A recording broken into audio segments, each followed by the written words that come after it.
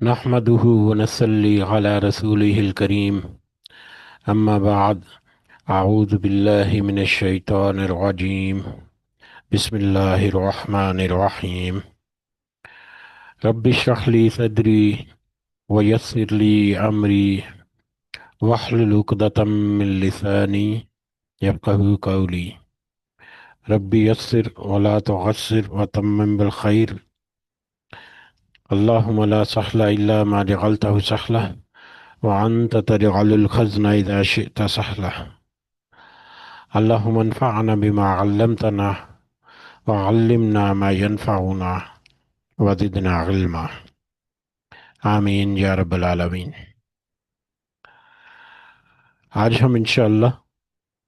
اللہ کی خاص فضل و کرم سے، اس کی خاص رحمت و توفیق سے سورۃ البقرہ کی آیت نمبر 58 سے آنورڈ اپنا سبق دیکھیں گے اور کچھ آیات کو سمجھنے کی کوشش کریں گے۔ سب سے پہلے ہم اسی کی حمد اور اسی کا شکر اور اسی کی تعریف کرتے ہیں جس نے ہمیں یہ وقت اور یہ مہلت عطا فرمائی، جس نے ہمیں یہ وسائل، یہ سہولیات، یہ ٹیکنالوجی، یہ ضروریات، یہ رزق اور بے شمار انعام و اکرام اور فضل و کرم ہمارے اوپر کیا، اور خاص کر جس نے ہمارے دلوں میں یہ ڈالا کہ ہم اس بابرکت کلام کو سمجھنے کی کوشش کریں۔ اللہ تعالیٰ سے دعا ہے کہ اس کوشش میں ہمیں استقامت نصیب فرمائے، اس کی صحیح سمجھ اللہ تعالیٰ ہمیں عطا فرمائے، اس کے ذریعے سے اللہ تعالیٰ ہمیں اپنے اور اپنے ساتھیوں کی اصلاح کرنے کی توفیق عطا فرمائے، اور دنیا کے ساتھ ساتھ اللہ ہمیں آخرت کی کامیابی اور بھلائی اور اپنا خاص فضل و کرم ہمارے شامل حال رکھے۔ آمین یا رب العالمین۔ آگے بڑھنے سے پہلے ہم اپنا پچھلا سبق دہراتے ہیں جو کہ اسی سورہ مبارکہ کی آیت نمبر 47 سے 57 تک تھا، جس میں اللہ تعالیٰ نے فرمایا: اے اولاد یعقوب، میری اس نعمت کو یاد کرو جو میں نے تم پر انعام کی، اور میں نے تمہیں تمام جہانوں پر فضیلت دی، اور اس دن سے ڈرتے رہو جب کوئی کسی کو نفع نہ دے سکے گا، اور نہ ہی اس کی بابت کوئی سفارش قبول ہوگی، اور نہ کوئی بدلہ اس کے عوض لیا جائے گا، اور نہ ہی وہ مدد کیے جائیں گے۔ اور جب ہم نے تمہیں فرعون سے نجات دی جو تمہیں بدترین عذاب دیتے تھے، تو تمہارے لڑکوں کو تو مار دیتے تھے اور تمہاری لڑکیوں کو چھوڑ دیتے تھے، اس نجات دینے میں تمہارے رب کی بڑی مہربانی تھی۔ اور جب ہم نے تمہارے لیے دریا چیر پھاڑ دیا اور تمہیں اس سے پار کر دیا، اور فرعونیوں کو تمہاری نظروں کے سامنے اس میں ڈبو دیا، اور ہم نے حضرت موسیٰ علیہ السلام سے 40 راتوں کا وعدہ لیا، پھر تم نے اس کے بعد ایک بچڑا پوجنا شروع کر دیا اور تم ظالم بن گئے، لیکن ہم نے باوجود اس کے پھر بھی تمہیں معاف کیا تاکہ تم شکر کرو۔ اور ہم نے حضرت موسیٰ علیہ السلام کو تمہاری ہدایت کے لیے کتاب اور معجزے عطا فرمائے۔ جب موسیٰ علیہ السلام نے اپنی قوم سے کہا کہ اے میری قوم، بچڑے کو معبود بنا کر تم نے اپنی جانوں پر ظلم کیا ہے، اب تم اپنے پیدا کرنے والے کی طرف رجوع کرو، اپنے اپنے کو آپس میں قتل کرو، اور تمہاری بہتری اللہ تعالیٰ کے نزدیک اسی میں ہے، تو اس نے تمہاری توبہ قبول کی، وہ توبہ قبول کرنے والا اور رحم کرنے والا ہے۔ اور تم اس وقت کو بھی یاد کرو جب تم نے حضرت موسیٰ علیہ السلام سے کہا کہ جب تک ہم اپنے رب کو سامنے نہ دیکھ لیں ہرگز ایمان نہ لائیں گے۔ جس گستاخی کی سزا میں تم پر تمہارے دیکھتے ہوئے بجلی گری، لیکن اس کے لیے کہ تم شکر گزاری کرو، اور اس موت کے بعد ہم نے تمہیں زندہ کر دیا، اور ہم نے تم پر بادل کا سایہ کیا اور تم پر من و سلوہ اتارا، اور کہہ دیا کہ ہماری دی ہوئی پاکیزہ چیزوں میں سے کھاؤ، اور انہوں نے ہم پر ظلم نہیں کیا، البتہ وہ خود اپنے ہی جانوں پر ظلم کرتے تھے۔ یہ ہمارا پچھلا سبق تھا، اور جیسا کہ پچھلے سبق کے ہم دیکھ رہے ہیں کہ اللہ تعالیٰ حضرت موسیٰ علیہ السلام کی قوم موسیٰ یا بنی اسرائیل پر یا یہودیوں پر اپنے انعامات کا تذکرہ کر کے ان کو یاد دلا رہا ہے کہ تم ذرا یاد کرو اپنا ماضی، کہ جب تمہیں اللہ تعالیٰ نے ایک بڑی آزمائش، ایک بڑی مصیبت، ایک بڑے عذاب فرعون سے نجات دی، اور اس کے بعد جب تم وادی سینا میں پہنچے فرعون سے نجات کے بعد، تو تمہارے پر کس قدر انعام و اکرام کی اللہ تعالیٰ نے، تمہیں بادلوں کا سایہ عطا کیا اس ماحول میں یا اس جگہ پر جہاں پر قریب قریب کوئی سایہ نہیں تھا، تپتی دھوپ اور تپتی ریت تھی۔ پھر اس نے تمہارے لیے منو سلوہ کا انتظام کیا کہ تمہارے کھانے پینے کے لیے، تمہاری صحت اور تازگی کے لیے تمہیں ہر چیز وہاں پر میسر آئی۔ اس کے باوجود تم میں سے کچھ لوگ ایسے تھے جنہوں نے ناشکری کی۔ پھر حضرت موسیٰ علیہ السلام کو کتاب تورات سے نوازا، اور تورات کے ذریعے سے تمہارے پاس ہدایت بھیجی، لیکن تم نے اس تورات کی ہدایت کو بھی یہ کہہ کر ماننے سے انکار کیا یا قبول کرنے سے انکار کیا کہ جب تک ہم اللہ کو اپنی آنکھوں سے نہ دیکھ لیں ہم اس پر ایمان نہیں لائیں گے۔ اور پھر تمہاری اس خواہش کے اوپر تمہیں دیدار کے لیے جب لے جایا گیا، اور وہاں پر تجلی سے ایک بجلی کی کڑک سے تمہاری موت آ گئی، عارضی موت، جس کے بعد پھر اللہ تعالیٰ نے تمہیں معاف کیا اور تمہیں دوبارہ سے زندہ کر دیا، لیکن اس کے باوجود تم ایسے ہو کہ بار بار اپنی ہٹ درمی اور اپنی انا جو ہے اس کے اوپر اڑے ہو، اور اپنے معاملات میں کچھ بھی بہتری نہیں لاتے۔ اسی طرح سے یہ سلسلہ، جیسا کہ پچھلے سبق میں ہم نے دیکھا، یہی سلسلہ دو چیزوں کا، حضرت بنی اسرائیل، اور بنی اسرائیل جب ہم کہتے ہیں تو جیسا کہ ہمیں قرآن کے جو واقعات یا اس زمانہ نزول، سوری زمانہ نزول نہیں، جب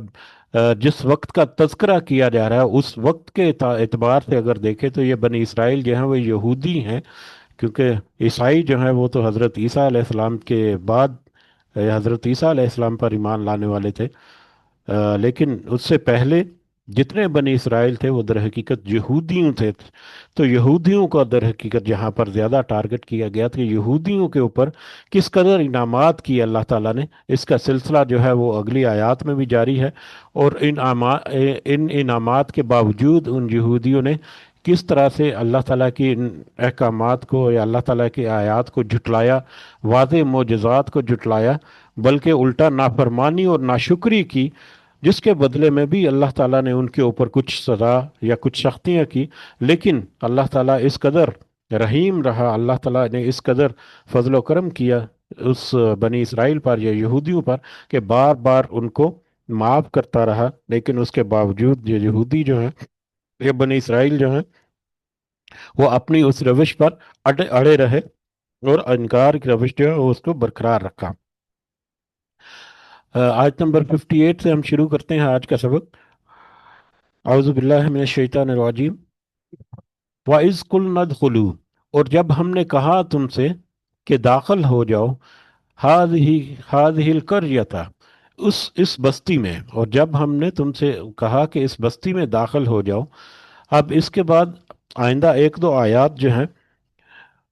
وہ اللہ تعالیٰ کے اس انعام کے بدلے میں شکر گزاری کی ہدایت اللہ تعالیٰ کی طرف سے ہے کہ جب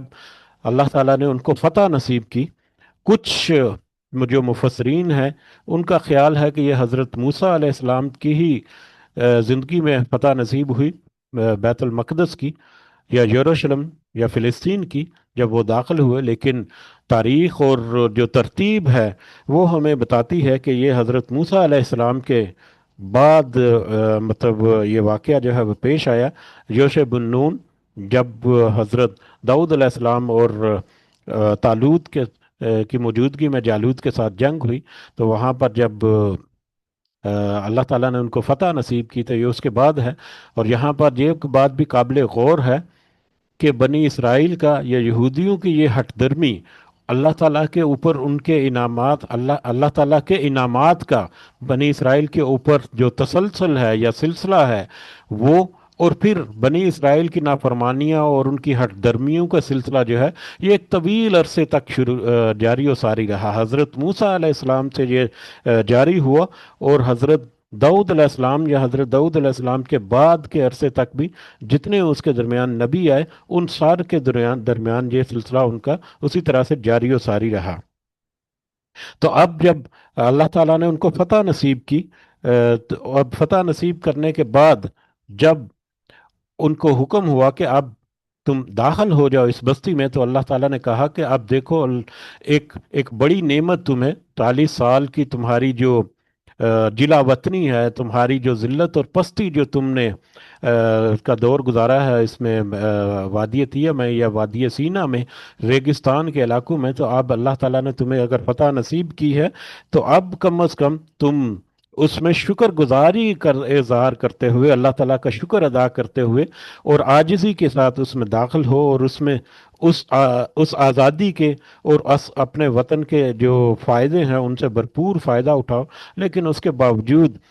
ان لوگوں نے، یعنی بنی اسرائیل نے، یہودیوں نے اپنی وہی روش جو ہے وہ جاری و ساری رکھی۔ اللہ تعالیٰ نے تو کہا تھا کہ تم عاجزی کے ساتھ، انکساری کے ساتھ، سجدہ شکر کرتے ہوئے اس بستی میں داخل ہو، اور وہاں پر جا کر تم اللہ سے دعائیں وغیرہ جو ہیں وہ بھی کرتے رہنا۔ لیکن انہوں نے اپنی مرضی کی، اور سجدہ شکر کی بجائے اللہ تعالیٰ سے دعائیں اور بخشش مانگنے کی بجائے انہوں نے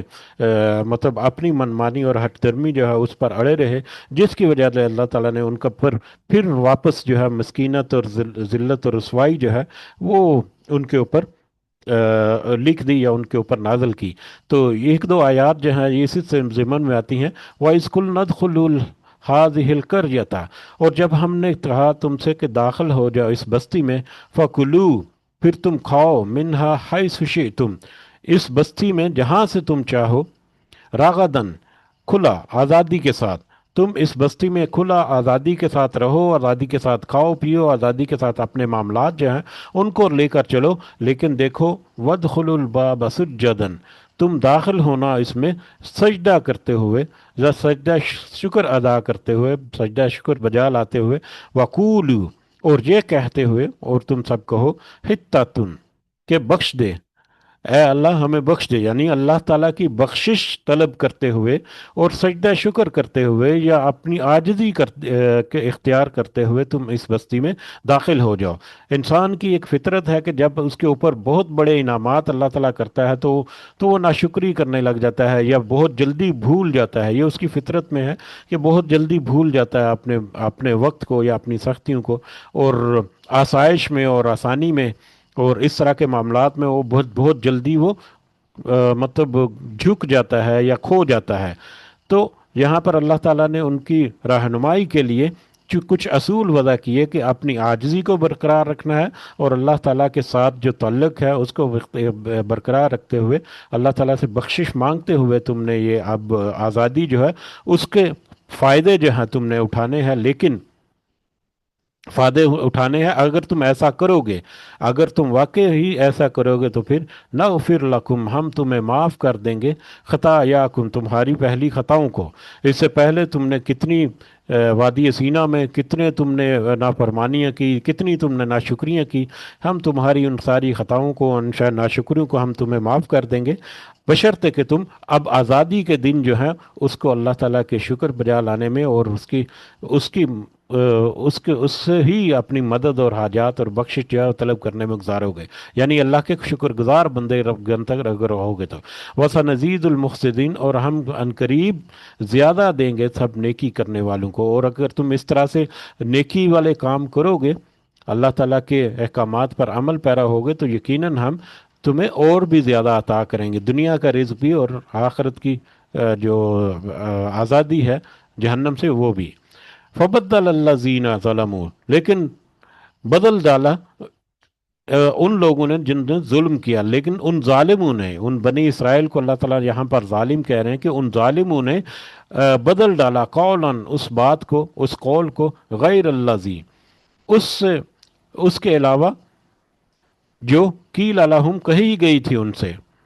جو ان سے کہا گیا تھا کہ خطہ تن کہتے ہوئے تم اس بستی میں داخل ہو جاؤ، تو ان ظالموں نے خطہ تن کہتے ہوئے یعنی بخشش مانگتے ہوئے اللہ تعالیٰ کی یا بخشش کے کلمات ادا کرنے کی بجائے انہوں نے اپنی مرضی سے، اپنی ہٹ درمی سے ان الفاظ کو بدل دیا، یعنی ایک تو عاجزی اور انکساری کی بجائے وہ گھمنڈ اور غرور میں آ گئے، اور دوسرا اللہ تعالیٰ نے کچھ کلمات یا کچھ آداب سکھائے تھے کہ اللہ تعالیٰ سے بخشش طلب کرتے ہوئے داخل ہونا، اس کو وہ چھوڑ کر اپنی اپنی طرف سے الفاظ یا اپنی طرف سے مطلب اول فول بکتے ہوئے جو ہے وہ داخل ہو گئے، جیسا کہ صحیح بخاری کی ایک روایت سے ہمیں پتہ چلتا ہے، حضرت ابو ہریرہ رضی اللہ تعالیٰ عنہ سے روایت ہے، نبی کریم صلی اللہ علیہ وسلم نے فرمایا بنی اسرائیل کو تو حکم ہوا تھا کہ وہ سجدہ کرتے ہوئے اور خطہ کہتے ہوئے داخل ہوں، خطہ یعنی ہمیں بخش دے، اے اللہ ہمیں بخش دے، لیکن وہ اپنی سرینوں کو گھسیٹتے ہوئے، اپنی سرینوں یعنی اپنی پشتوں کو یا اپنے جو چیتڑ ہیں ان کو گھسیٹتے ہوئے وہ اس میں داخل ہوئے، بجائے اس کے کہ سجدہ شکر ادا کرتے ہوئے اس میں داخل ہوتے، وہ اپنے سرینوں کے بال گھسیٹتے ہوئے جو ہے وہ اس میں داخل ہوئے بستی میں، اور خطہ تن کو بدل کر خبتن فی شعرہ، حبتن فی شعرہ کہنے لگے، حبتن فی شعرہ جس کا مطلب ہے ہمیں گندم کے دانے چاہیے، بجائے اس کے کہ وہ اللہ کا شکر اور اس کی بخشش طلب کرتے ہوئے اس میں داخل ہوتے، وہ اپنی مرضی کے الفاظ جو ہیں انہوں نے چوز کیے، اور اس طرح سے اللہ تعالیٰ کی پھر انہوں نے نافرمانی کی، اتنی بڑی ان کو اللہ تعالیٰ کی فتح جو ہے اللہ تعالیٰ کی طرف سے نصیب ہونے کے باوجود۔ وَأَنزَلَ عَلَى الَّذِينَ ظَلَمُوا، پھر ہم نے نازل کیا ان لوگوں پر جن سب نے ظلم کیا، یعنی ان ظالموں پر پھر اللہ تعالیٰ نے نازل کیا رجزن، عذاب، من السماء، آسمان سے، بما کانوا یفسقون، اس وجہ سے کہ وہ تھے نافرمانی کرتے۔ فاسقون، فسق جو ہے، اس سے پہلے ہم نے تھوڑا سا دیکھا تھا کہ فسق جو ہے وہ ایسی نافرمانی ہے جس میں جان بوجھ کر مطلب گناہ اور یعنی گمراہی کی طرف انسان چلا جاتا ہے، حالانکہ وہ بہت ساری چیزوں کو جانتا ہے یا سب کچھ جاننے والا ہوتا ہے، تو ان کو تو سارا کچھ پتا تھا، ان کے پتہ ہونے کے باوجود انہوں نے نافرمانی کی، جس کی وجہ سے پھر اللہ تعالیٰ نے ان کے اوپر آسمان سے عذاب نازل کیا۔ اب آسمان سے عذاب جو ہے اس کی بہت ساری مختلف شکلیں اس کے بعد آنے والے عذابوں میں سے ہو سکتی ہیں، جیسا کہ سخت سردی کے عذاب بھی ان کے اوپر آئے۔ اس کے علاوہ جو ہمیں احادیث سے پتہ چلتا ہے کہ طاعون کا مرض جو ہے اللہ تعالیٰ نے عذاب کی صورت میں ان کے اوپر نازل کیا، جیسا کہ صحیح مسلم اور سنن نسائی کی ایک حدیث ہے، حضرت اسامہ بن زید رضی اللہ تعالیٰ عنہ فرماتے ہیں کہ رسول اللہ صلی اللہ علیہ وسلم نے فرمایا طاعون کا مرض رجز کے طور پر یعنی عذاب کے طور پر تم سے پہلے لوگوں پر اللہ تعالیٰ نے نازل فرمایا تھا، یعنی طاعون کا مرض جو ہے وہ عذاب کے طور پر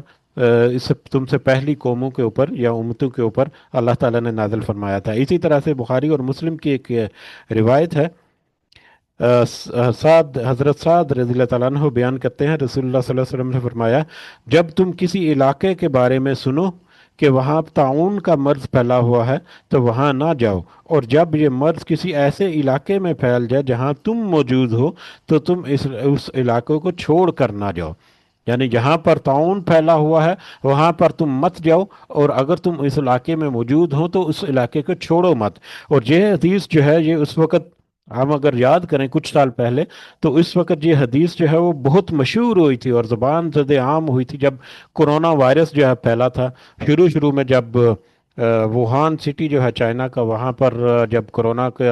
سلسلے میں لاک ڈاؤن پہلا جو ہے وہ وہاں پر ہوا تھا، تو اس دور میں یہ حدیث جو ہے ہمارے سامنے،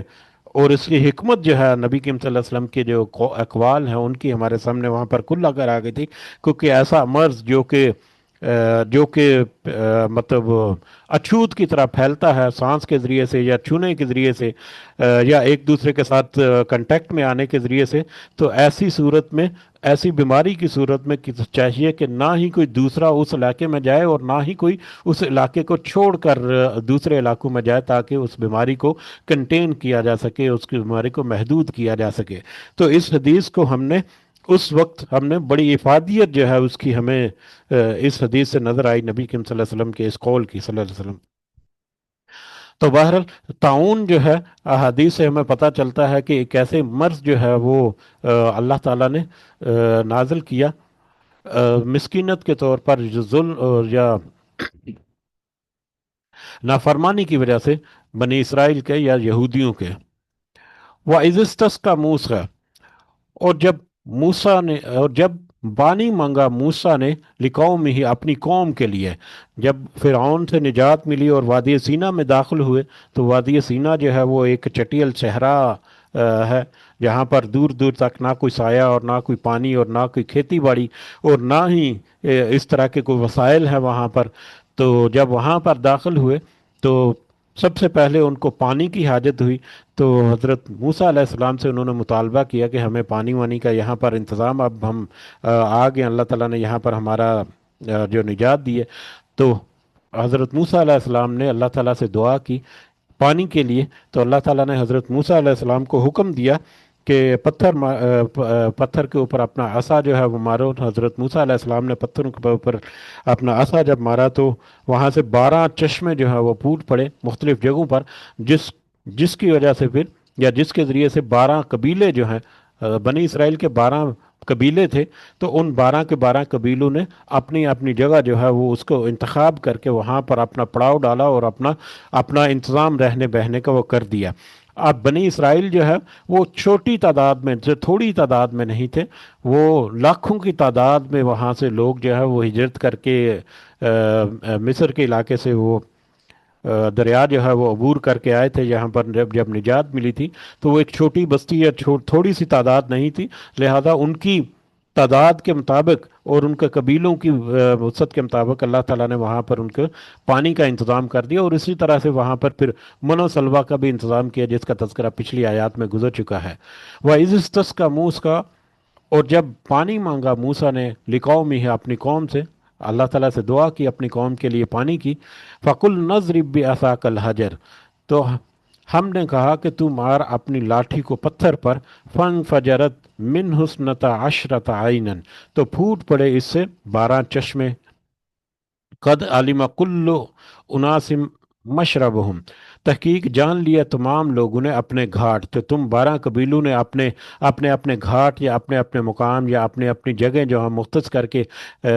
मतलब उन 12 चश्मों के ऊपर तुम वहाँ पर तुमने इंतज़ाम किया अपने रहने बहने का। कुलू वशरबू, और फिर अल्लाह ताला ने कहा कि तुम खाओ और पियो,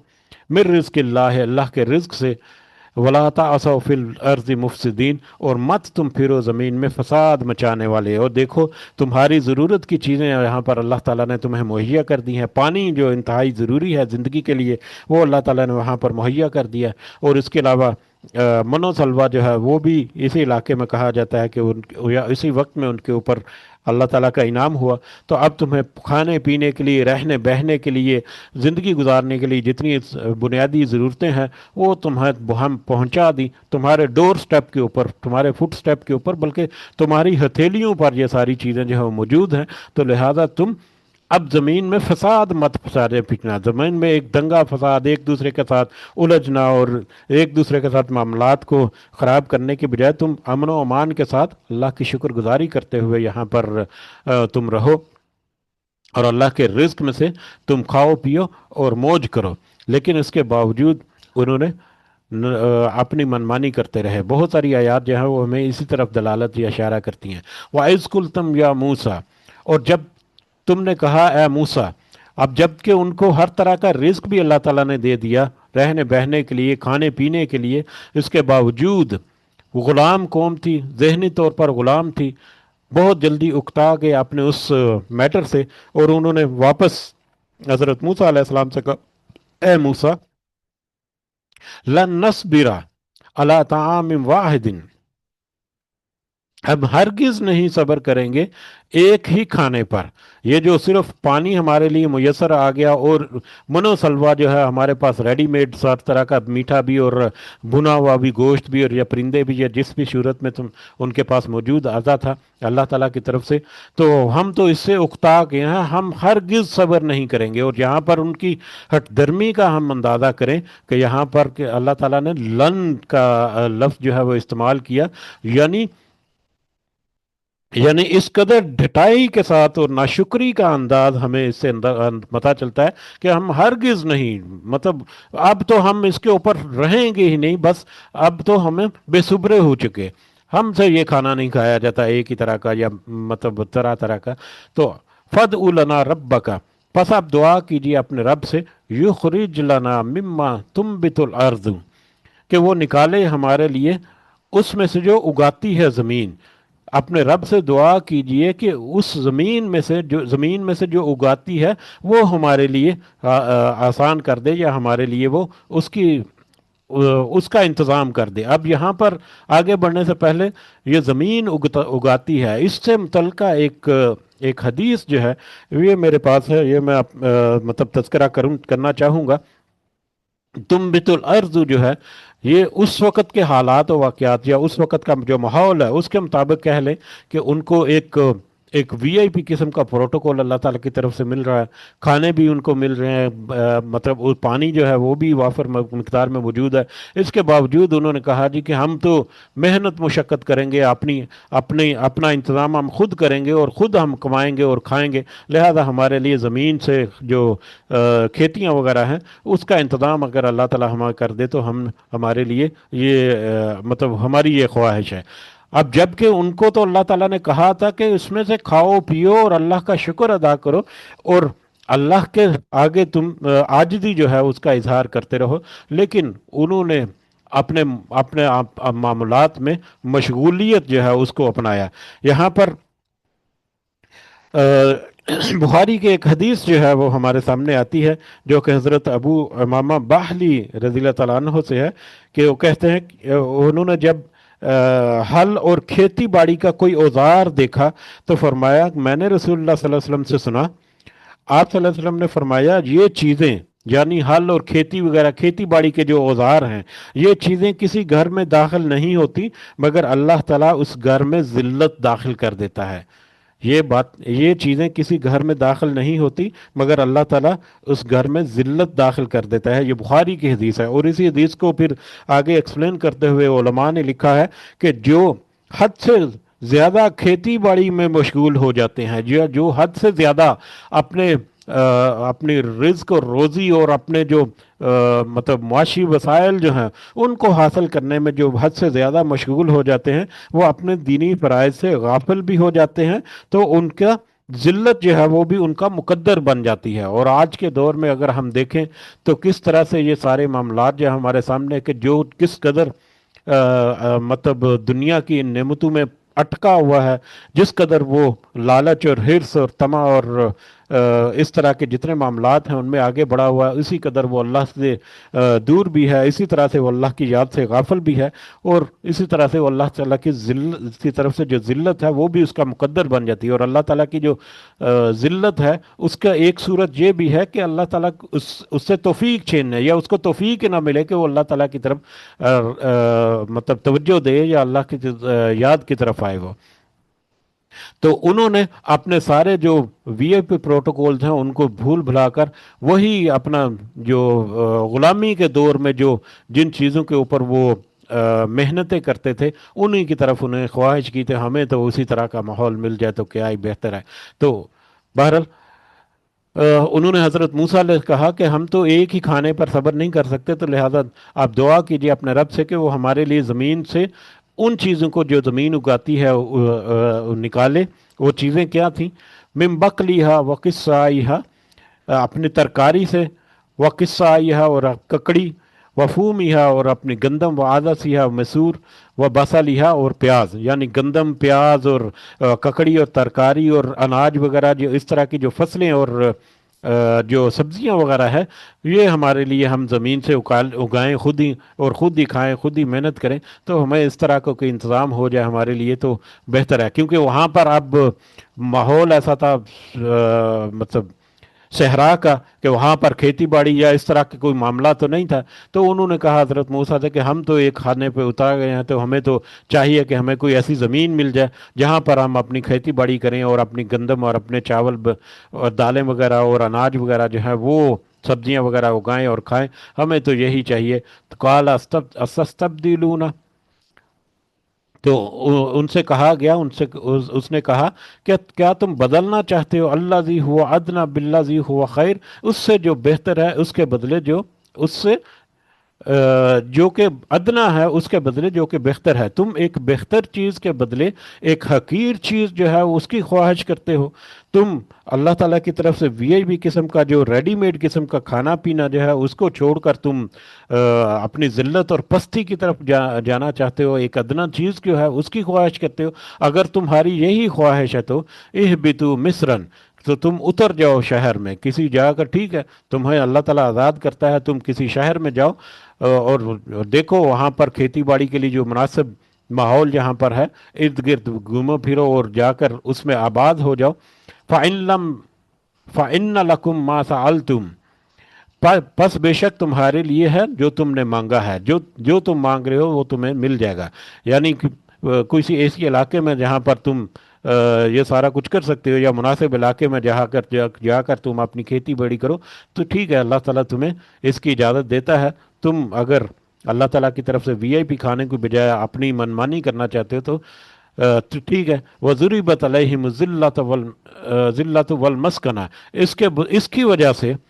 उनकी इन नाशुक्री की वजह से मुसल्लत कर दी उन पर जिल्लत और मस्कनत, उनके ऊपर जिल्लत और मस्कनत अल्लाह ताला ने मतलब मुसल्लत कर दी।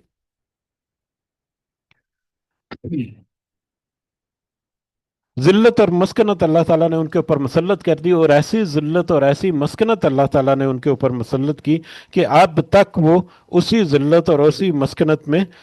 घूम रहे हैं, या इसी मस्कनत में वो फिर रहे हैं। जैसा कि हमें इसकी मज़ीद तफसील जो है उस वक़्त के एतबार से अगर देखें तो किस तरह से वो 40 साल तक भटकते रहे, 40 साल तक वो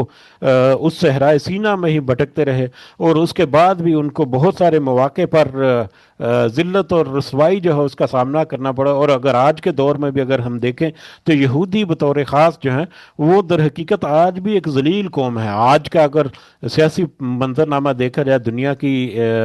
मतलब जो दुनिया का जो नक्शा है उसके ऊपर, तो ज़ाहरी तौर पर तो बड़ा लगता है कि वो उनकी बड़ी एक ताकत है, लेकिन वो सब डिपेंडेंट है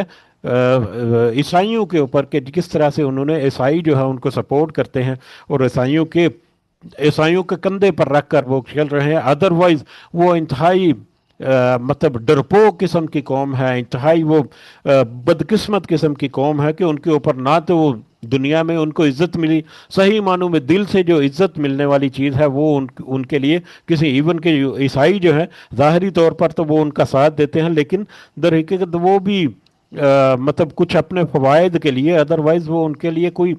मतलब कोई काबिल इज़्ज़त कौम नहीं है। और आज भी अगर देखा जाए, कल परसों ये जो ईरान में जो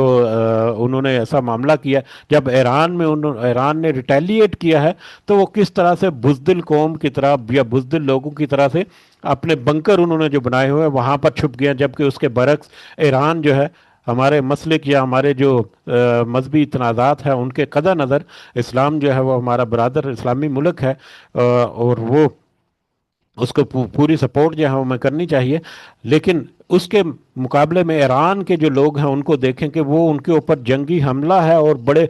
वसी पैमाने पर उनके ऊपर हमला किया, लेकिन उसके बावजूद वो सड़क पर खुलेआम आकर उन्होंने अपनी फौज का साथ दिया। लेकिन यहूदी जो है वो ज़रा सा उनके साथ ऊपर सायरन बजते हैं तो वो अपने बंकरों में, अपने ज़ेर ज़मीन जो उन्होंने तहखाने बनाए हुए हैं, महफूज पनाह गाहें बनाई हैं, वहाँ पर जाकर वो छुप जाते हैं जब भी ऐसा किसी तरह का हमला होता है। इससे पहले जब हमास ने उनके ऊपर हमला किया था 2-3 साल पहले, उस वक्त भी उनकी यही कंडीशन हुई थी। हालांकि چند سو وہاں پر لوگ ہیں جن تقریباً نہتے جو ہیں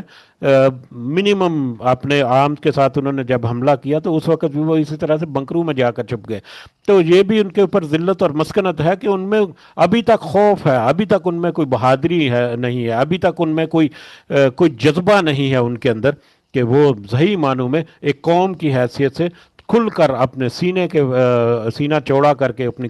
مطلب دنیا کے سامنے آئے. ابھی تک وہ یہودیوں ساری عیسائیوں کے پیچھے چھپ رہے ہیں اور ابھی تک وہ اسی طرح سے معاملات ہیں. بہرحال ایک بڑی لمبی ہسٹری ہے، آگے جب چلیں گے تو اس کے بہت سارے پہلو جو ہے ہمارے سامنے آتے جائیں گے، اور ان کے دو عروج اور دو زوال جو ہیں اس کا تذکرہ بھی جب آئے گا تو اس میں ہم دیکھیں گے کہ کس طرح سے اللہ تعالیٰ نے بنی اسرائیل کو یا خاص کر یہودیوں کے عروج بھی دیے اور پھر ان کو زوال بھی ملے. عروج بھی دیے لیکن انہوں نے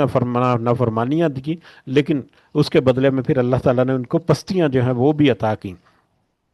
تو ان آیات سے بھی ہمیں اندازہ ہو رہا ہے کہ کس طرح اللہ تعالیٰ نے ان کے اوپر انعامات کیے، لیکن وہ اپنی ہٹ درمی اور منمانی کرتے ہوئے رہے، اور اللہ تعالیٰ نے ان کے اوپر پھر ذلت اور پستی جو ہے وہ بھی مسلط کی مختلف اوقات میں. وباؤ بغضب من اللہ، اور وہ سب لوٹے غضب کے ساتھ اللہ تعالیٰ سے، اور اللہ تعالیٰ کا غضب جو ہے وہ بھی ان کے اوپر نازل ہوا. مختلف اوقات میں اللہ تعالیٰ کی طرف سے مختلف سزائیں یا مختلف عذاب بھی ان کے اوپر آتے رہے. ذالک بانہم کانوا یکفرون بآیات اللہ، یہ اس وجہ سے ہے کہ وہ سب انکار کرتے اللہ کی آیات کا. وہ اللہ کی آیات، اب اللہ کی آیات جو ہے اس کی مختلف شکلیں ہمارے سامنے آتی ہیں. اللہ کی آیات یعنی اللہ تعالیٰ نے جو ہدایت رہنمائی عطا کی ان کو کتاب کی شکل میں، تورات کی شکل میں، اس کا انہوں نے انکار کیا. معجزات کی شکل میں جو آیات ہیں ان کے سامنے، حضرت موسیٰ علیہ السلام جو لے کے آئے یا بعض میں دوسرے انبیاء کے ذریعے سے، اس کا انہوں نے انکار کیا. اللہ تعالیٰ کی طرف سے جو احسانات اللہ تعالیٰ نے ان کے اوپر کیے، جو انعامات کیے، ان کا انہوں نے انکار کیا، ناشکری وغیرہ کرتے رہے. تو بہت ساری مختلف چیزیں جو ہیں آیات اللہ میں آ جاتی ہیں. تو وہ ان اللہ کی آیات کا، اللہ تعالیٰ کی معجزات کا، اللہ تعالیٰ کی واضح ہدایات کا انکار کرنے والے تھے، ناشکری کرتے تھے. اس وجہ سے ان کے اوپر ذلت اور مسکنت تھی. اور اس کی ذلت اور مسکنت کی ایک اور وجہ یہ بھی تھی وَيَقْتُلُونَ النَّبِيِّينَ بِغَيْرِ حق، اور وہ اپنے نبیوں کو بغیر حق قتل کرتے تھے. ناحق اپنے نبیوں کو انہوں نے قتل کیا. انہوں نے اپنے نبیوں کو بھی مختلف اوقات میں قتل کیا یا قتل کرنے کی کوشش جو ہے وہ کرتے رہے. بہت سارے ایسے بھی قصے ہمیں بعد میں آنے والے وقتوں میں ملیں گے. یہاں پر نبی کریم صلی اللہ علیہ وسلم سے متعلقہ ایک واقعہ جو ہے وہ ہمارے سامنے آتا ہے کہ نبی کریم صلی اللہ علیہ وسلم کو بھی انہوں نے، یہودیوں نے کوشش کی کہ راستے سے کسی طرح سے ہٹا دیا جائے. خیبر کے مقام پر ایک زہر جو ہے وہ دینے کی کوشش کی ہوگی، لیکن اللہ تعالیٰ نے مطلب اس سے حفاظت فرمائی نبی کریم صلی اللہ علیہ وسلم کی. تو اس کے ضمن میں ایک حدیث ہمارے سامنے آتی ہے جو کہ صحیح مسلم میں ہے. حضرت ابو ہریرہ رضی اللہ تعالیٰ عنہ بیان کرتے ہیں کہ رسول اللہ صلی اللہ علیہ وسلم نے فرمایا، قسم ہے اس ذات کی جس کے ہاتھ میں میری جان ہے، میری سوری ہاں مسند احمد کی ایک حدیث ہے. یہ حضرت عبداللہ بن مسعود رضی اللہ تعالیٰ عنہ سے رسول اللہ صلی اللہ علیہ وسلم نے فرمایا، روز قیامت سب سے زیادہ سخت عذاب اس شخص کو ہوگا جسے کسی نبی نے قتل کیا یا جس نے کسی نبی کو قتل کیا. دوسرا اس شخص کو ہوگا سخت ترین عذاب جو ضلالت اور گمراہی کا امام ہوا، یعنی جس نے ضلالت اور گمراہی کا سلسلہ جو ہے وہ شروع کیا اور اس کے پیچھے لوگوں نے آ کر ضلالت اور گمراہی میں پڑ گئے. اور تیسرا وہ شخص جو تصویریں بنانے والا ہو. تو یہ تین کے طرح کے لوگوں کے بارے میں نبی کریم صلی اللہ علیہ وسلم نے فرمایا تھا. اور اسی طرح سے بخاری کے ایک اور روایت ہے، نبی کریم صلی اللہ علیہ وسلم نے حضرت عائشہ رضی اللہ تعالیٰ عنہ سے بیان فرمایا. حضرت عائشہ رضی اللہ تعالیٰ عنہ بیان کرتے ہیں رسول اللہ صلی اللہ علیہ وسلم جب مرض الموت میں مبتلا تھے تو آپ صلی اللہ علیہ وسلم نے فرمایا، اے عائشہ، خیبر میں کھایا ہوا لقمہ، خیبر میں کھایا ہوا لقمہ یعنی وہ زہر آلود لقمہ جو تھا مجھے مسلسل تکلیف دیتا رہتا ہے، حتیٰ کہ اب میری شاہ رگ کٹنے کا وقت آ گیا ہے. یعنی خیبر کے موقع پر جو ان کو زہر آلود لقمہ جو ہے وہ ان کو کھلایا گیا، گو کہ اللہ تعالیٰ نے ان کی وہاں پر حفاظت کر لی، لیکن وہ ان کے لیے مسلسل تکلیف کا باعث رہا، حالانکہ حتیٰ کہ نبی کریم صلی اللہ علیہ وسلم کا آخری وقت جو ہے وہ بھی آ گیا۔ یہ صحیح بخاری کے ایک حدیث ہے۔ تو یہودیوں نے تھے اپنے نبیوں کو اس طرح سے قتل کرنے کی سازشیں کرتے رہے اور کچھ کو قتل کر بھی دیا، حتیٰ کہ نبی کریم صلی اللہ علیہ وسلم جو ہے ان تک وہ سلسلہ جو ہے ان کا جور ساری رہا، تو وہ ناحق قتل کرتے تھے۔ ایک یہ بھی وجہ ہے کہ اللہ تعالیٰ نے ان کے اوپر ذلت اور مسکنت اور غضب جو ہے وہ مطلب لاگو کر دیا۔ ذالک بما عصوا وکانوا یعتدون، یہ اس وجہ سے بھی کہ وہ انہوں نے نافرمانی کی اور وہ سب تھے حد سے گزرنے والے، حد سے تجاوز کرنے والے۔ ایک تو وہ نافرمانیاں بہت کرتے تھے، یعنی جن چیزوں سے منع کیا گیا ہے ان چیزوں کو کر گزرنے سے وہ آر محسوس نہیں کرتے تھے، وَيَعْتَدُونَ، اور وہ حد سے تجاوز کرتے تھے، جن کو کرنے کا حکم دیا گیا اس میں اپنی منمانی سے یا تو کمی بیشی کرتے تھے یا اس میں غلو وغیرہ جو ہے وہ کرتے تھے۔ تو اس وجہ سے بھی اللہ تعالیٰ نے ان کے اوپر ذلت اور مسکنت اور غضب جو ہے وہ نازل کیے مختلف اوقات میں۔ ان الذین آمنوا والذین ہادوا والنصارى، بے شک وہ لوگ جو ایمان لائے اور وہ لوگ جو سب یہودی بنے، والنصارى اور نصارہ یعنی عیسائی، والصابئین اور بے دین۔ اب یہاں پر آ کر یعنی ان آیات کے بیچوں بیچ پچھلی آیات میں بھی اللہ تعالیٰ کا بنی اسرائیل کے اوپر جو فضل و کرم اور ان کی نافرمانیاں جو ہے ان کا تذکرہ ہے، اور اگلی آیات میں بھی اسی طرح سے وہ تذکرہ جاری رہے گا۔ تو سینٹر میں آ کر اللہ تعالیٰ نے یہاں پر ایک اشارہ دیا کہ اب یہ آیات قرآن کی جن لوگوں کے اوپر جو لوگ جو اس وقت کے جو بنی اسرائیل موجود ہیں یا اہل کتاب موجود ہیں، وہ کان کھول کر سن لے کہ وہ لوگ جو ایمان لائے، چاہے وہ یہودی تھے یا چاہے وہ عیسائی تھے، چاہے وہ یہودیوں نے یہودی ہونا انہوں نے پسند کیا، چاہے وہ عیسائی ہو گئے، وہ صابی نا، چاہے وہ بے دین۔ یہ صابی جو ہیں وہ ایک رائے یہ ہے کہ وہ بے دین یا سیکولر قسم کے جو لوگ ہیں ان کے بارے میں ہے، جو کسی مذہب کو نہیں مانتے۔ دوسری رائے جو ہے وہ آتش پرست، جو وہاں پر اس وقت فارس یا ایران جو ہے بہت بڑا ایک خطہ تھا جہاں پر آگ کی پوجا کرنے والے جو ہیں یعنی آتش پرست جو ہے وہ لوگ موجود تھے، ان کو بھی صابی جو ہے وہ کہا جاتا ہے۔ لیکن زیادہ گمان یہ ہے کہ صابی سے مراد بے دین سیکولر قسم کے لوگ ہیں، جو پہلے تو ہو سکتا ہے کسی دین پر تھے یا نہیں تھے، لیکن بہرحال بعد میں آ کر انہوں نے کسی بھی طرح کا دین جو ہے اس سے اپنی برات کا اظہار کر دیا۔ وہ یہ سمجھتے ہیں کہ بس فطرت کی طرف سے، قدرت کی طرف سے ایک آٹومیٹک سسٹم ہے، اسی کے تحت سارا کچھ ہو رہا ہے، جو بھی کائنات میں ہے، انسان پیدا ہوتا ہے اور مر جاتا ہے، ایک فطرتی عمل ہے، اس میں کوئی خدا کا کوئی عمل دخل نہیں ہے۔ اس طرح کے بے دین لوگ جو ہیں، تو ہر طرح کے لوگ، چاہے وہ یہودی ہیں یا چاہے وہ عیسائی ہیں یا چاہے وہ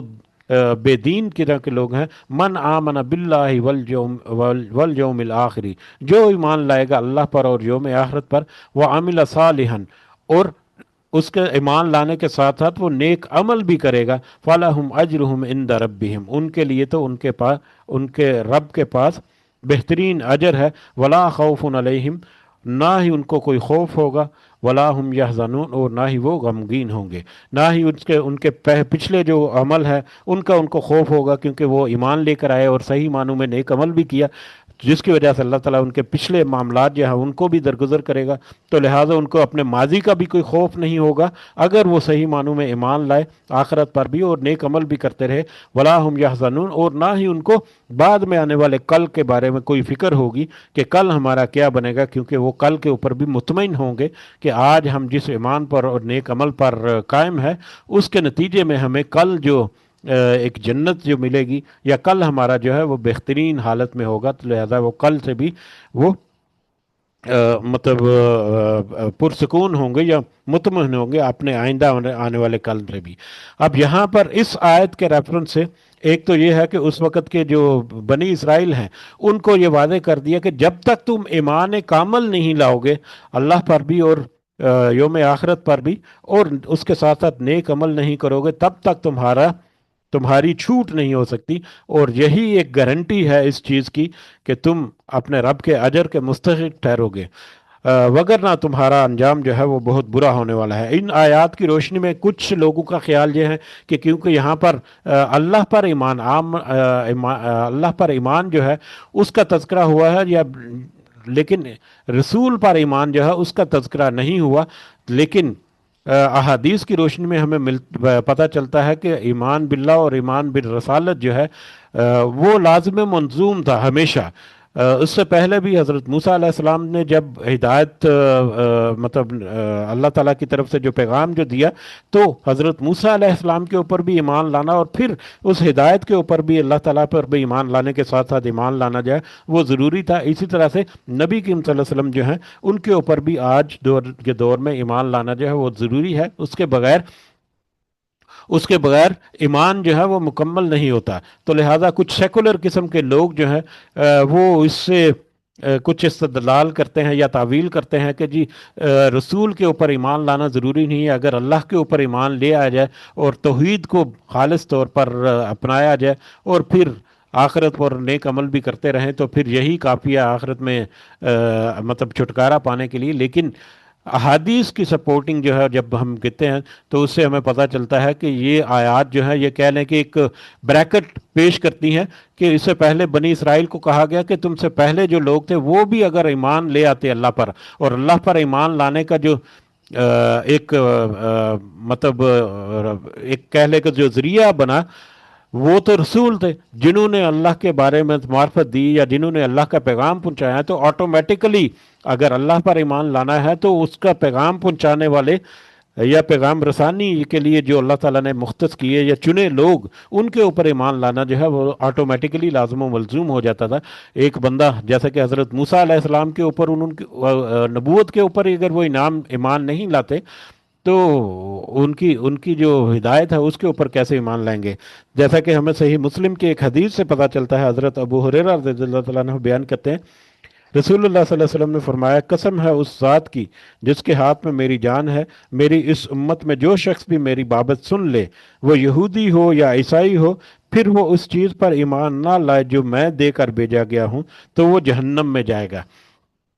تو اس حدیث سے بھی پتہ چلتا ہے کہ جب تک کہ چاہے وہ یہودی ہو یا عیسائی ہو یا کوئی بھی ہو جب اس کو پتہ چل گیا کہ نبی کریم صلی اللہ علیہ وسلم جو ہے وہ مطلب ان کی موجودگی کا یا ان کے پیغام کا تو جب تک وہ نبی کریم صلی اللہ علیہ وسلم کے اوپر ایمان نہیں لائیں گے تب تک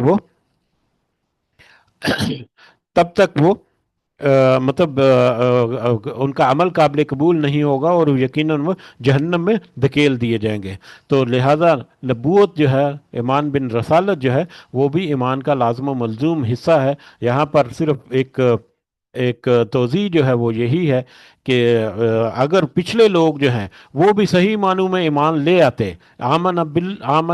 آمن باللہ اللہ پر ایمان لانا یعنی صحیح معنوں میں اللہ پر ایمان لے آتے رسول پر ایمان لانے کے ساتھ ساتھ اور پھر عمل کرتے تو یقیناً ان کے لیے پچھلے کل کا بھی کوئی خوف نہ ہوتا اور آئندہ آنے والے معاملے میں بھی وہ غمگین نہ ہوتے اور اللہ تعالیٰ کی طرف سے ان کے اوپر اجر ہوتا اور آئندہ آنے والے جتنے لوگ ہیں ان کے لیے بھی یہ اسی طرح سے لازم و ملزوم ہے کہ وہ رسول پر بھی ایمان لائیں اور اللہ پر بھی ایمان لائیں اور اس کے ساتھ ساتھ نیک عمل بھی کرتے رہیں. وَإِذَا أَخَذَ مِيثَاقَهُمْ اب دوبارہ سے وہی سلسلہ شروع ہوتا ہے کہ مطلب اللہ تعالیٰ کے احسانات کا یہودیوں کے اوپر بنی اسرائیل کے اوپر اور پھر ان کی نافرمانیوں کا. وَإِذْ أَخَذْنَا مِيثَاقَكُمْ اور جب ہم نے لیا تم سے پختہ وعدہ. میثاق کہتے ہیں ایک سیلڈ ایگریمنٹ. میثاق جو ہے سیلڈ ایگریمنٹ ہوتا ہے کنٹریکٹ ایگریمنٹ جس کو ہم کہہ سکتے ہیں پختہ وعدہ. تو جب ہم نے پختہ وعدہ لیا وَرَفَعْنَا فَوْقَكُمُ الطُّورَ اور ہم نے تو اٹھا دیا تمہارے اوپر یا تمہارے اوپر بلند کر دیا ہم نے طور پہاڑ کو. حضرت موسیٰ علیہ السلام جب تورات ان کے اوپر نازل ہوئی تورات کو جب پیش کیا تو پہلے انہوں نے کہا جی کہ جب تک اللہ تعالیٰ کو ہم اپنی آنکھوں سے نہیں دیکھ لیں گے ہم ایمان نہیں لائیں گے. اس کے بعد جب مطلب وہ طور کے اوپر تجلی کا معاملہ ہوا 70 سے زیادہ سردار جو ہیں وہ وہاں پر عارضی طور پر ان کے اوپر موت وارد ہوئی لیکن پھر واپس آ کر جب انہوں نے مطلب واپس دوبارہ سے سلسلہ جو ہے وہ شروع کیا تبلیغ کا لیکن اس کے باوجود لوگ جو ہیں وہ کہتے کہ نہیں ہم تو نہیں ایمان لائیں گے ہم تو مطلب یا ہم تو یہ نہیں مانتے یہ ساری سٹوری کو. تو ان سارے لوگوں کے اوپر اللہ تعالیٰ نے ایک ایسی سچویشن جو ہے وہ ڈیولپ کر دی کہ کوہ طور جو ہے وہ ان کے اوپر ایسے معلق ہوتا ہوا فیل ہوا. ابھی بھی آپ کوہ طور کو اگر آپ جا کر وہاں پر ویژولز دیکھیں تو وہ کوہ طور جو ہے وہ بہت بلند پہاڑ ہے، اور ایک سائڈ سے وہ بالکل اسٹریٹ اوپر کی طرف جاتا ہے اور وہ بہت بلند نظر آتا ہے. بہرحال وہ ایسا سینیریو اللہ تعالیٰ کی طرف سے وہاں پر ڈیولپ ہوا کہ وہ ان کو ایسے لگا کہ ایسا وہ پہاڑ کو طور کو ان کے اوپر مطلب معلق کر دیا گیا یا ان کے اوپر جھکا دیا گیا کہ ایک طرف جو ہے ان کے اوپر سمندر ہے اور دوسری طرف سے پہاڑ ایسے کہ جیسے ان کے اوپر ابھی آیا گرا کہ ابھی آیا گرا. تو ایسی سچویشن اللہ تعالیٰ نے ان کے سامنے کر کے ان سے کہا کہ دیکھو اب تم اگر اس کے باوجود اگر تم اس کتاب کو یا اس حکم کو نہیں مانو گے تو یہ طور پہاڑ جو ہے یہ تمہارے اوپر جو ہے وہ گرا دیا جائے گا. تو اس خوف میں یا اس سینیریو میں آ کر انہوں نے پکا وعدہ کر لیا کہ ہاں ٹھیک ہے، ہم تو اب ہمیں اب یقین آ گیا ہے، ہم اب ایمان لاتے ہیں اور پختہ وعدہ کرتے ہیں کہ ہم تیری یعنی مطلب ہم تیری ہی بات کو مانیں گے یا تیرے راستے پر چلیں گے. اللہ تعالیٰ کے ساتھ اور حضرت موسیٰ علیہ السلام کے ساتھ وہاں پر وعدہ کیا. تو یہ اس کا تذکرہ ہے کہ جب ہم نے پختہ وعدہ کیا، ہم پختہ وعدہ لیا تم سے اور تمہارے اوپر طور پہاڑ کو بلند کر دیا یا معلق کر دیا، خضوع، اور کیا وعدہ لیا؟ خضوع، تم سب تھام لو، پختہ کر لو، ما آتیناکم، جو ہم نے دیا ہے تم کو، بقوت، مضبوطی کے ساتھ، مضبوطی کے ساتھ تھام لو اس ہدایت کو، اس نصیحت کو. وَاذْكُرُوا مَا فِيهِ لَعَلَّكُمْ تَتَّقُونَ، اور جو کچھ اس میں ہے اس کو تم تذکرہ کرو یا اس کو تم یاد رکھو تاکہ تم بچ سکو. اگر تم فلاح چاہتے ہو یا تمہاری بقا اسی میں، تمہاری فلاح یا تمہاری بچت اسی میں ہے کہ تم اس کو مضبوطی سے تھام لو. یعنی وہی تورات کے احکامات، اس وقت حضرت موسیٰ علیہ السلام کی جو ہدایات ہیں ان کی پیروی کرنا یہ تمہارے لیے لازمی ہے. اس کو تم مضبوطی سے تھام لو گے تو تب ہی تم بچ سکو گے. اور تم سب نے پھر وہاں پر پختہ وعدہ بھی کیا، ایک پکا اور سچا وعدہ بھی کیا کہ ہاں ہم ضرور اس کی پاسداری کریں گے. ثم تولیتم من بعد ذالک، اس کے باوجود تم پھر گئے. اب یہ پکا وعدہ انہوں نے کیا بنی اسرائیل نے، لیکن وقت گزرنے کے ساتھ ساتھ پھر اس سے پھر گئے، پھر اس سے وہ انحراف انہوں نے کرنا شروع کر دیا. فلولا فضل اللہ، پس اگر نہ ہوتا اللہ کا فضل علیکم تم پر، ورحمت اور رحمت، لکنتم من الخاسرین، تو تم یقیناً خسارہ پانے والوں میں سے ہو جاتے. تو آپ یاد کرو کہ اس سے پہلے بھی بہت دفعہ تمہارے اوپر جب اللہ تعالیٰ نے انعامات کیے، بہت جگہ جب تمہارے اوپر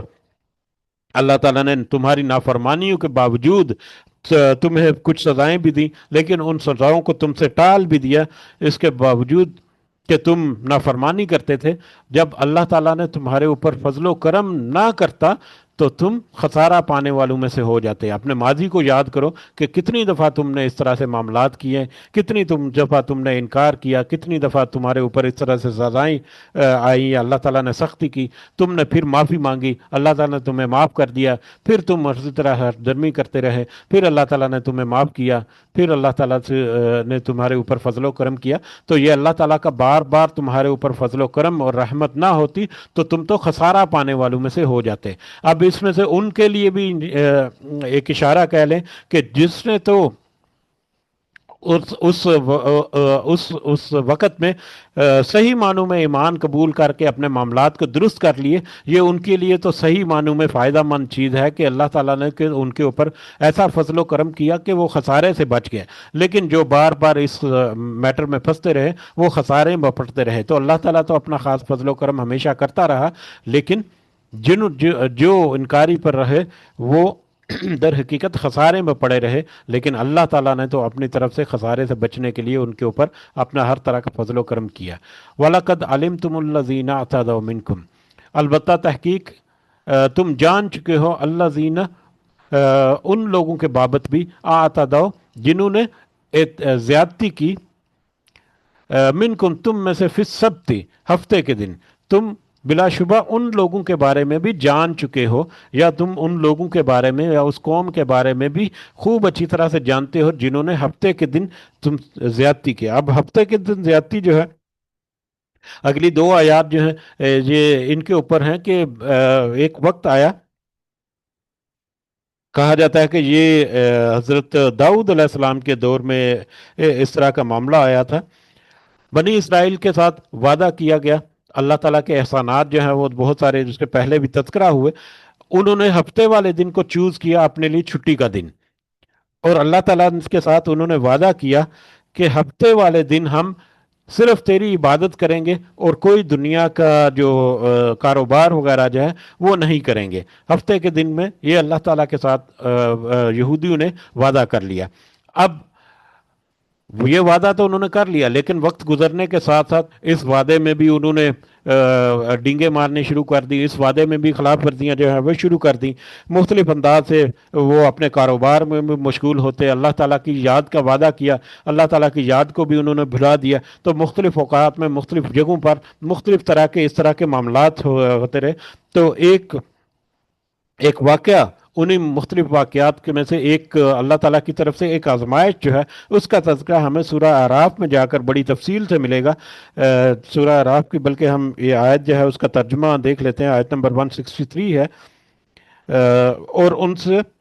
اس بستی کے بارے میں پوچھ جو سمندر کے کنارے پر تھی، جب وہ ہفتے کے دن میں حد سے تجاوز کرتے تھے، جب ان کی مچھلیاں ان کے ہفتے کے دن سر اٹھاتے ہوئے ان کے پاس آتی تھی، اور جس دن ان کا ہفتہ نہ ہوتا وہ اس کے پاس نہ آتی تھی۔ اس طرح ہم نے ان کی آزمائش کی، اس وجہ سے جو وہ نافرمانی کرتے تھے، یعنی وہ نافرمانیاں کرتے رہے، مطلب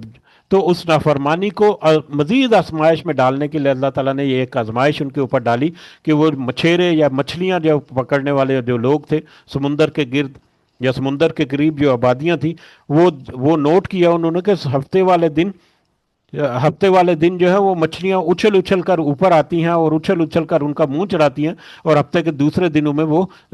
نیچے چلی جاتی ہیں اور ان کو بڑی مشقت کرنا پڑتی ہے ان مچھلیوں کو پکڑنے کے لیے۔ تو وہ انہوں نے کیا کیا، ان مچھلیوں کو پکڑنے کے لیے ہفتے سے پہلے یعنی جمعے والے دن مطلب کھڈے بڑے بڑے گڑھے کھود کر کچھ آبی راستے جو ہے وہ بنا دیتے، تاکہ ہفتے والے دن جب پانی اوپر آئے اور مچھلیاں جو ہے وہ اوپر آئیں تو اس راستے سے بہہ کر اس گڑھوں میں پھنس جائیں اور واپس نہ جا سکیں، اور جب ہفتے کے دن اتوار کا دن وہ جب جائیں گے تو وہ ان گڑھوں سے ان مچھلیوں کو شکار کر لیں گے یا پکڑ لیں گے۔ تو اس طرح سے کر کے انہوں نے ایک ہیلے بہانے جو ہے وہ اپنائے مچھلیاں شکار کرنے کے لیے۔ تو اس کا یہاں پر تذکرہ کیا اللہ تعالیٰ نے کہ وہ ان لوگوں کے بارے میں بھی ذرا یاد کرو جن کو تم بہت اچھی طرح سے جانتے ہو کہ انہوں نے ہفتے والے دن کی نسبت سے اپنے معاملات میں اللہ تعالیٰ کے ساتھ جو وعدہ کیا گیا تھا اس کی نافرمانی کی، اور نافرمانی کرتے ہوئے انہوں نے ہیلے بہانے کر کے مچھلیاں جو ہیں وہ پکڑی، یا دیگر کاروبار وغیرہ جو ہے اس میں وہ کرتے رہے، انوالو ہوتے رہے، اللہ کے وعدے کو وہ بھول گئے۔ فَقُلْنَا لَهُمْ كُونُوا قِرَدَةً خَاسِئِينَ، تو ہم نے ان سے کہا کہ ہو جاؤ ذلیل و خوار بندر۔ تو اس ان کے اس نافرمانی کے نتیجے میں ان کے اوپر اللہ تعالیٰ نے سزا دی کہ ان کو ذلیل و خوار بندر جو ہے وہ بنا دیا۔ اب یہ بندر بنانے والی یہ آیت جو ہے اس کے بارے میں مختلف طرح کے لوگ جو ہے وہ مختلف طرح کا قول کہتے ہیں۔ کچھ لوگ کہتے ہیں جی کہ قرآن میں ہے کہ بندر جو ہے پہلے انسان سے بندر بنا، اور کچھ کہتے ہیں جی کہ جبکہ سائنس کہتی ہے کہ بندر سے انسان بنا، مطلب نظریہ ارتقاء کا جو ہے، گو کہ یہ تھیوری جو ہے وہ مطلب رد کی جا چکی ہے، لیکن کیونکہ وہ بہت مشہور ہے تو اس لیے اس طرح کے، تو لہذا اس طرح کی کسی طرح کی کوئی مطلب گنجائش نہیں ہے۔ دو ٹوک الفاظ اللہ تعالیٰ کے یہاں پر ہیں کہ ہم نے ان کو کہا کہ تم سب بندر ہو جاؤ ذلیل، یعنی اللہ تعالیٰ نے ان کو ذلیل و خوار ہونے والے بندر جو ہے وہ بنا دیا۔ اور حقیقت بھی یہی ہے جو ہمیں مختلف مفسرین جو ہیں وہ لکھتے ہیں کہ وہ صحیح معنوں میں ان کی جو چہرے جو ہیں مسخ ہو کر بندر جو ہیں وہ بن گئے تھے، ان کا ذہن یا ان کا دماغ جو ہے وہ تو اسی طرح سے انسان کی طرح تھا، لیکن وہ جب ایک دوسرے کو دیکھتے تو پچھتاتے اور ایک دوسرے کے اوپر لان تان کرتے، یا ایک دوسرے کو دیکھ کر وہ مطلب ان کی کیفیت جو ہے وہ بڑی بگڑ جاتی کہ کیا حالت کر دی ہماری، یہ عذاب کس طرح کا اللہ تعالیٰ نے ڈال دیا۔ اور پھر ان کو 3 دن تک ان کا یہ معاملہ رہا، اور 3 دن کے بعد وہ جو بندر جو مسخ شدہ اللہ تعالیٰ نے انسانوں میں سے بندر جو جن کو عذاب کے طور پر کیا تھا یا ذلت کے طور پر، وہ 3 دن کے بعد کہتے ہیں کہ ان کو وہ بندر جو ہیں وہ بھی ہلاک ہو گئے۔ تو इसके बारे में और भी बहुत सारी राय जो मिलती है। बहरहाल करीब करीब राय जो है वो हमें यही मिलती है कि अल्लाह ताला ने उनको बंदर बनाकर उनके ऊपर जो है जिल्लत और मस्कनत जो है वो तारी की, या उनको उनको जलील व ख्वार किया, और 3 दिन के बाद वो बंदर जो है वो हलाक हो गए। और इस कौम के बारे में ये भी कहा जाता है कि जब जिस वक्त वो मछलियां पकड़ने के काम करते थे, तो 3 तरह के वहां पे 3 तरह के ग्रोह बन गए थे। एक ग्रोह या एक तरह के लोग वो थे जो कि इस मछलियों को इस तरह से पकड़ते थे नाजायज तरीके से या हीले बहाने करके। दूसरी तरह के लोग वो थे जो जो उनको रोकते थे, जो उनको रोकते थे कि ऐसा मत करो, ये अल्लाह ताला के हुक्म की खिलाफ वर्जी है, इसके बदले में तुम हो सकता है कि तुम्हें कोई सजा मिल जाए। और तीसरी तरह के लोग वो जो थे वो दूसरे वो मछलियां पकड़ने वालों को रोकते तो नहीं थे, अलबत्ता जो रोकने वाले थे उनको कहते थे कि तुम क्यों रोकते हो उनको, जबकि इनके ऊपर तो अब कोई किसी बात का असर नहीं होता। तो रोकने वाले जो हैं वो कहते थे कि हम तो इसलिए रोकते हैं कि ताकि कल कल को हम अल्लाह के हजूर कह सकें कि हमने अपनी कोशिश की। तो उलमा लिखते हैं कि जो 2 तरह के लोग थे पहले, जो ना रोकने वाले थे वो भी, और जो खिलाफ वर्जी करने वाले थे वो, ये दोनों तरह के लोग थे जिनके ऊपर अल्लाह ताला ने वो अजाब या सजा जो है वो जारी की या हद जारी की कि वो जलील ख्वार बंदर बन गए। जबकि तीसरी तरह के जो लोग थे जो रोकने वाले थे उनको अल्लाह ताला ने उस सजा से महफूज रखा। तो इससे ये भी इस्तदलाल किया जाता है कि रोकना जो है किसी बुराई को, वो हमारे लिए ज़रूरी है ताकि अल्लाह ताला की निजात जो है वो हासिल हो जाए। किसी बुराई को देखकर उसके ऊपर खामोश रहना और अपनी ताकत के मुताबिक उसके ऊपर आवाज़ ना उठाना जो है वो भी गोया ऐसे ही है जैसे कि वो बुराई करने वाला या जुल्म करने वाले जो लोग हैं उसके साथ हैं। बहरल वजालना नकालन, और तो हमने इस वाक़े को बना दिया इबरत, लिमा बैना यदई है, उनके लिए जो उनके जो उसके सामने है, वो मा खल्फा, और उसके पीछे थे। यानी उस वक़्त के जो लोग हैं जिन्होंने उसको अपनी आंखों से देखा, उनके लिए भी इसमें इबरत या इनके लिए नसीहत जो बना दिया इस वाक़े को, वह मा खल्फा, और उनके बाद आने वाले लोग जो हैं उनके लिए भी वह मौइज़तन लिल मुत्तकीन, और जिसको नसीहत बना दिया परहेजगारों के लिए। और जो परहेजगार या तकवा अख्तियार करने वाले हैं उनके लिए थे ख़ास तौर पर ये रहनुमाई है ये कि हमें ना सिर्फ अपने आप को बुराई से बचाना है, बल्कि जब हम बुराई को देखें तो उससे हमें अपने आप उसको रोकने की भी हमें कोशिश करनी है। तो बहरहाल यहाँ पर यौम सब्त के बारे में हफ्ते वाले दिन की मिसाल के बारे में जब अल्लाह ताला ने यहाँ पर तज़किरा किया,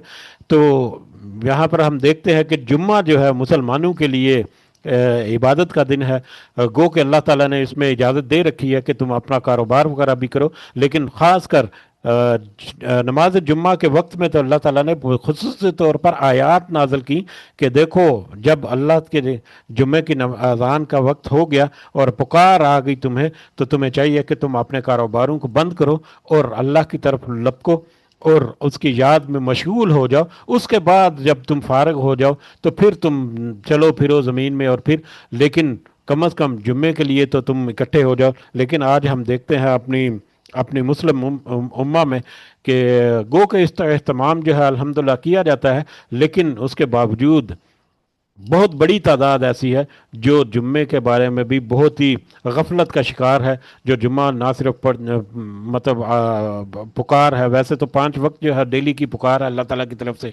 उसके ऊपर भी ध्यान नहीं देते। और जुम्मे को बतौर ख़ास जिसको अल्लाह ताला ने कहा कि अपने कारोबार वगैरह का वो आर्जी तौर पर बंद करके बतौर ख़ास अल्लाह ताला की तरफ तवज्जो करो और अल्लाह ताला की मग़फ़िरत और बख्शिश जो है उसको समेटो, और अल्लाह ताला की रहमतें जो हैं उनको समेटो। लेकिन वो उससे आ रही हैं, हमें बहुत सारी ऐसी बातें जो है वो हमें मिलती हैं। तो हमें ज़रूर देखना चाहिए ऐसे लोगों को, और ऐसे लोगों की रहनुमाई जो है वो हमें करनी चाहिए। अल्लाह ताला से दुआ है कि अल्लाह ताला हमें जो हम सुन रहे हैं समझने की कोशिश कर रहे हैं, अल्लाह ताला उसको समझने के बाद उसके ऊपर अमल करने की भी अल्लाह ताला हमें तौफीक अता फरमाए। आमीन या रब्बल आलमीन। वमा अलैना इल्लल बलागुल मुबीन।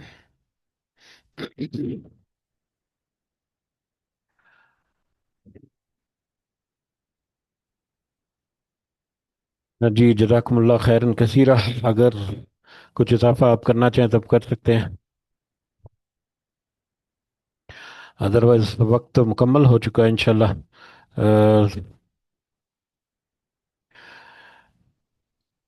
برخاست کی طرف چلتے ہیں مجلس کے، سب کو دعاؤں میں ضرور یاد رکھیں۔ اللہ تعالیٰ سب کو حامی ناصر ہو۔ ہمارے جتنے معاملات ہیں اللہ تعالیٰ اپنے خاص مدد اور خاص رہنمائی ہمارے ساتھ رکھے، ہمارے معاملات میں اللہ تعالیٰ آسانی کرے، ہماری دعائیں جو اللہ تعالیٰ قبول فرمائے، ہمارے کچھ مشکلات اور پریشانیاں اللہ تعالیٰ ان کو ہمارے لیے آسان کرے، اور ہمیں اپنے وسائل جو ہے وہ عطا فرمائے۔ اللہ تعالیٰ خاص رزق اللہ تعالیٰ عطا فرمائے، اور ان رزق سے اللہ تعالیٰ ہمیں دنیا کے ساتھ ساتھ آخرت کمانے کی بھی توفیق عطا فرمائے۔ آمین یا رب العالمین۔ رب ارحمہما کما ربیانی صغیرہ، رب ارحمہما کما ربیانی صغیرہ، رب ارحمہما کما ربیانی صغیرہ۔ ربنا آتنا فی الدنیا حسنہ وفی الآخرۃ حسنہ وقنا عذاب النار۔ ربنا ظلمنا انفسنا وإن لم تغفر لنا وترحمنا لنكونن من الخاسرين۔ ربنا تقبل منا إنك أنت السميع العليم وتب علينا إنك أنت التواب الرحيم۔ سبحان ربك رب العزة عما يصفون وسلام على المرسلين والحمد لله رب العالمين۔ سبحانك اللهم وبحمدك أشهد أن لا إله إلا أنت أستغفرك وأتوب إليك۔ جزاكم الله خيرا كثيرا۔ السلام عليكم ورحمة الله وبركاته۔